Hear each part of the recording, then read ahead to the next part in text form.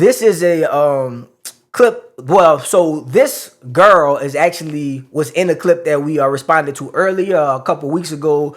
She was at a meeting with Bibi Netanyahu and some other influencers. So she's a Christian influencer, and when I saw the clip of her last time, I said that she was being influenced by Netanyahu because right after the meeting, she came out saying some Israel talking points. So I'm about to check out a clip right now and see what she's talking about. I'm not sure her name, but she's called That Opinionated Girl on Instagram. People speak about subjects that they have absolutely no idea about will never not be mind-boggling to me, because how are you so comfortable doing that? Somebody messaged me on my Instagram DM saying that I was in the wrong for supporting Israel because Israel kills kids. Go figure. You guys aren't even creative with your blood Bible at this point. So I was trying to explain to him that, number one, this is blatantly false, right? Israel does everything in their ability to minimize civilian casualties, whether it's adults or children. Obviously, there are going to be some when you're fighting in a modern urban combat zone, which is something that has happened in each and every single one of those types of war.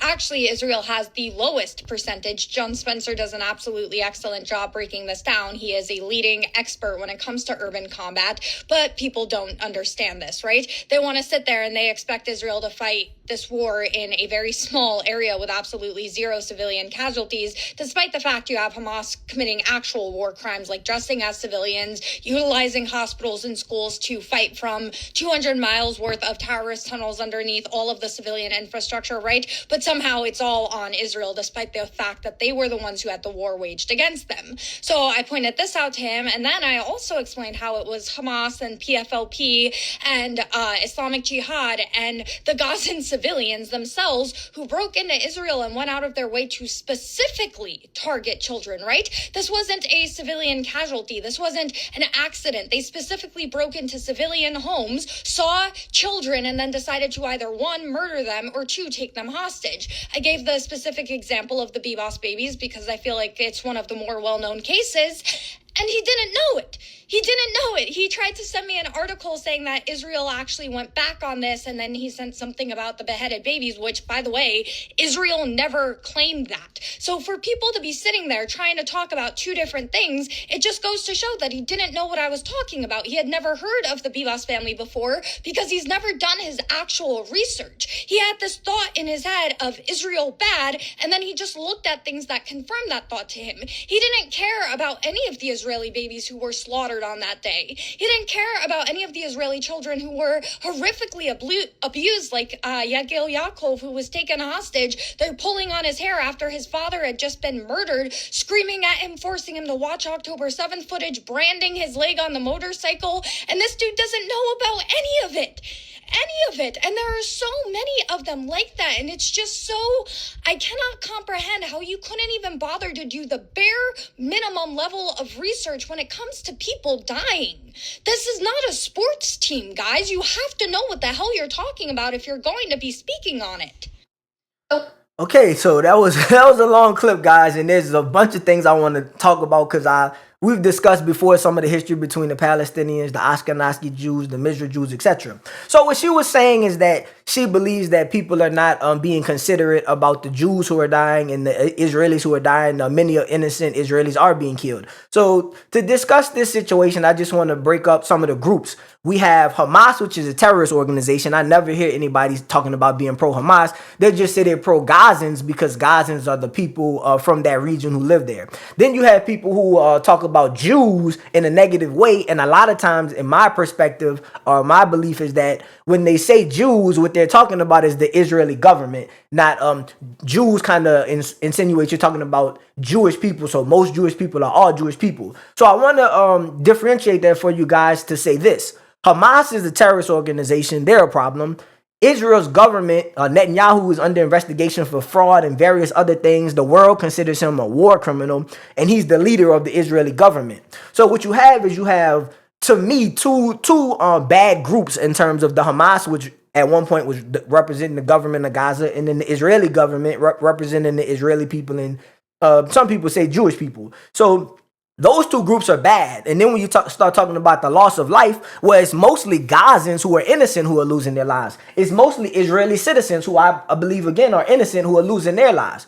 But to go further into this, she was insinuating that it's Hamas and Gazan people going into Israel to kill innocent Israelis. So this is a complicated situation because the people from Gaza and Hamas feel like they were moved from their native land by Israelis, which are not going to say predominantly, but many people who are Jewish, but were from Europe. So again, this situation is tricky because I do think some of these people who are, not some, but many of the Jewish people did have ties to this land at some point, and they're like returning because the Muslim extremists killed off Jews, they killed off Christians, and they forced other people to convert. So there was a displacement of Jewish people. So those Jewish people are trying to come back. The problem that we have is the Jewish people who are coming back are coming to a hostile Islamic state. So you have Jewish people rightfully saying that there's problems with Islamic terrorists, but they're wrong in saying that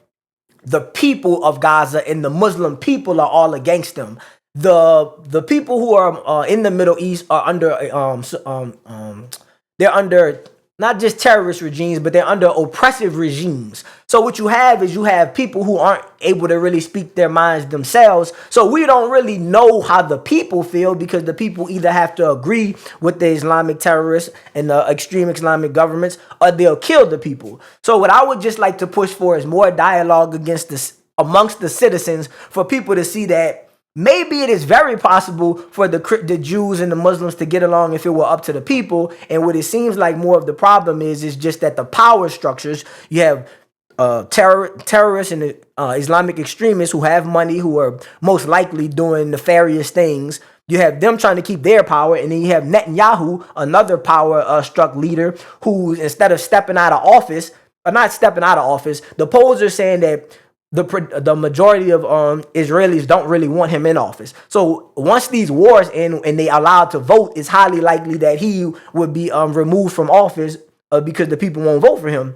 So it seems like to me what he's doing is he looks for any reason for there to be a conflict. So anything that could be a potential issue, he states, oh, if we don't take care of this, they're going to kill the Israelis. Oh, if we don't take care of this, they're going to kill Israelis. Oh, if we don't take care of this, America's going to lose certain benefits that they have with working with us. Oh, if we don't deal with the Muslim extremists, then Europe won't be able to get the resources and things as far as oil and natural gas. So I just see him as a person who doesn't want to lose power and is doing everything he can to keep conflicts going because that's the way that'll keep him in office. So my last point about this young lady, which I don't know her name, my last point to her would be, it does still seem like she has a pro-Israeli narrative because she's defending Israel, but I haven't heard her defend like any of the Arabs, Muslims, etc. So I would just like her to maybe see or start to open her eyes and do research like she wants others to do.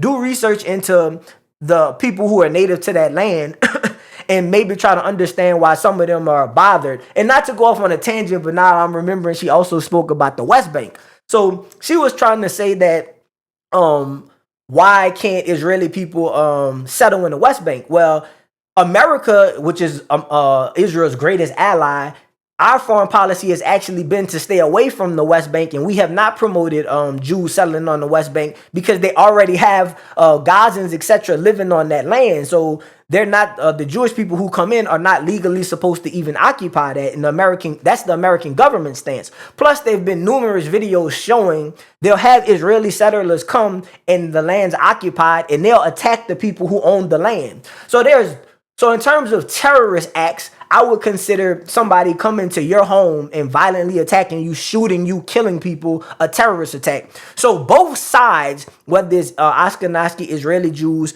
or Gazans and Muslims, both sides are waging war on one another in isolated incidents. So both sides can claim that the reason that they're committing violence is in self-defense of themselves. So I just think that it's a tough situation. I know Trump has tried and the ceasefire was broken.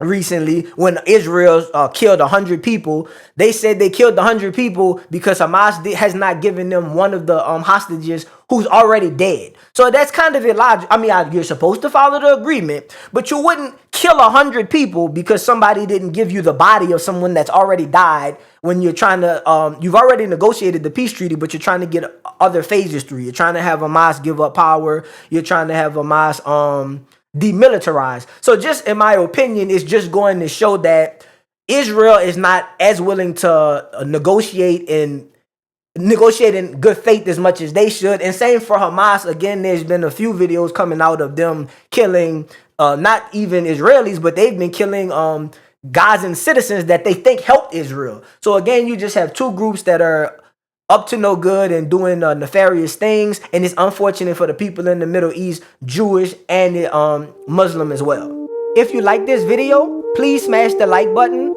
comment, and subscribe. New shows airing Monday through Thursday.